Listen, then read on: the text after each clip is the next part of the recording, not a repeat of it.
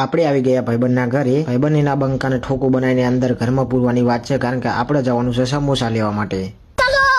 બાઇકમાં બેઠા એવા જ 108 ની સ્પીડમાં આપણને પોકાડી દીધા બીજી હોટલ આપણી. અને એના કોન્ટ્રાક્ટર છે, તમે જોઈ શકો, હિંમતભાઈ ગ્યામરભાઈ. આ છે એમના 300 વાળા દાડિયા, દશરથભાઈ, મીનાબેન, બધું શાક બાક બકાલું કમ્પ્લીટ કરે છે. અને આ દિલાભાઈ છે આપણા મેન કોન્ટ્રાક્ટર. આપણે નીકળી ગયા સમોસા લઈને હવે ઘરે. અને ઘરે પહોંચ્યા તાણા શેઠાણી આપણી લાગતી હતી ગીતી ગાડી જેવી.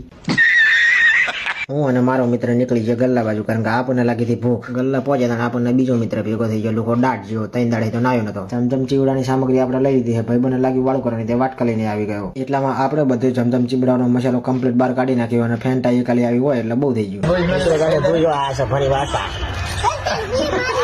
બગડી ગયો હે, પૈસા બરબાદ. પાસ્તા એ આપણને દગો કર્યો એટલે આપડા કરી નાખે પેક. આવી જમજમ ચીવડાની મોજ મારવી તો ફક્ત થાય છે 30 રૂપિયા.